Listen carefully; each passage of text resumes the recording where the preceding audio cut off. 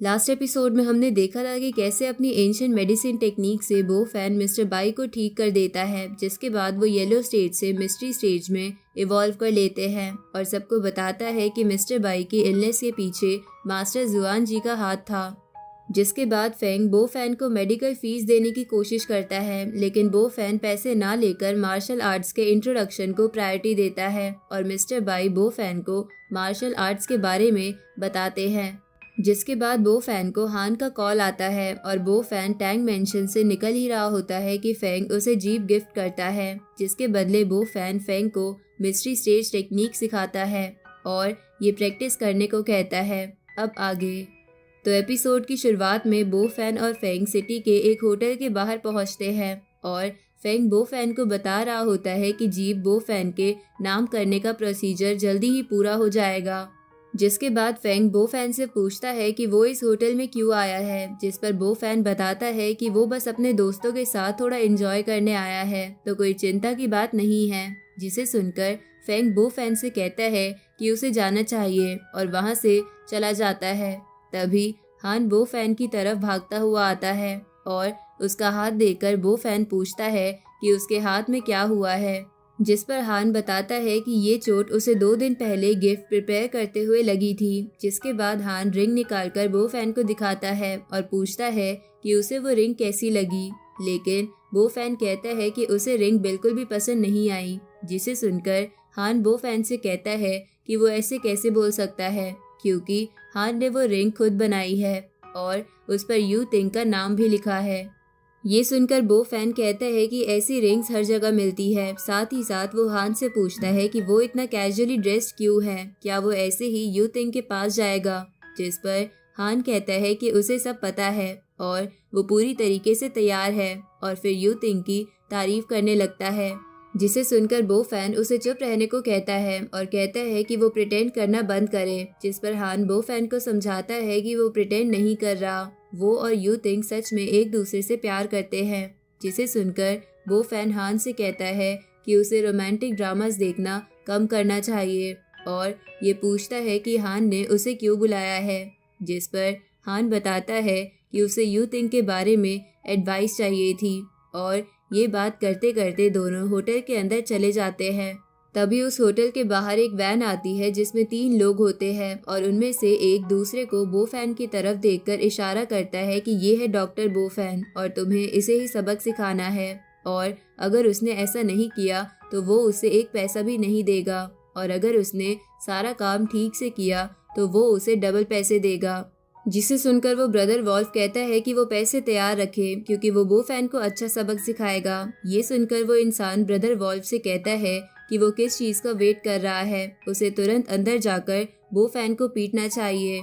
जिसे सुनकर पीछे बैठी लड़की ब्रदर वॉल्फ से कहती है कि वो भी उसके साथ चलेगी क्योंकि वो बो फैन को उसके सामने रोते गिड़गिड़ाते देखना चाहती है।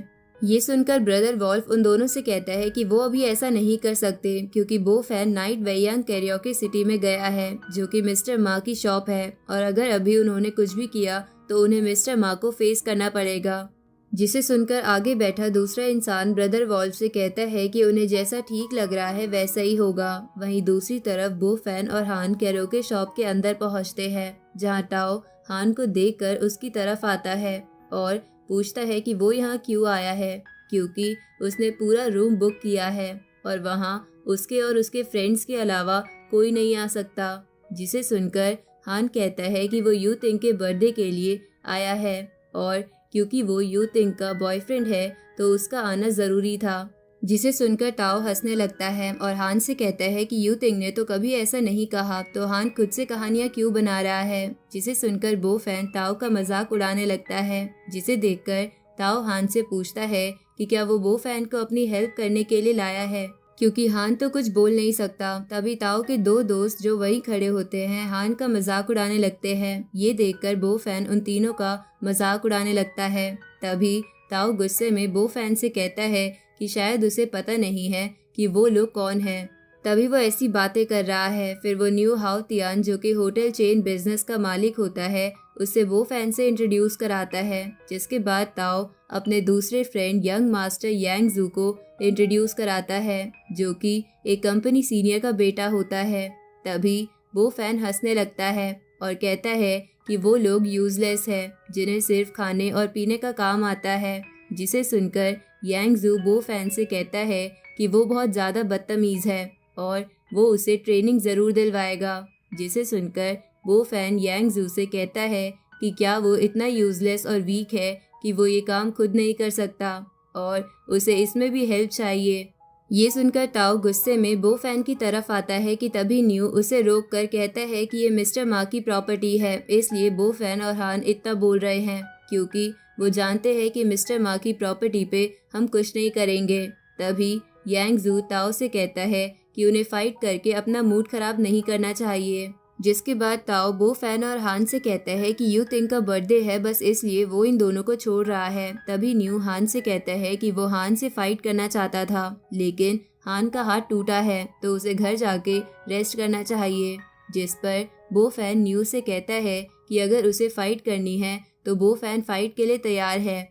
जिसके बाद न्यू बो फैन को उससे क्लॉ फाइट के लिए कहता है और बो फैन उसे अपनी 2 फिंगर से ही हरा देता है लेकिन न्यू हार नहीं मानता और बो फैन से कहता है कि वो रेडी नहीं था और उसका ध्यान भी नहीं था तो बो फैन को उसे दोबारा क्लॉ फाइट करनी होगी। जिसके बाद न्यू दोनों हाथों से बो फैन को हराने की कोशिश करने लगता है।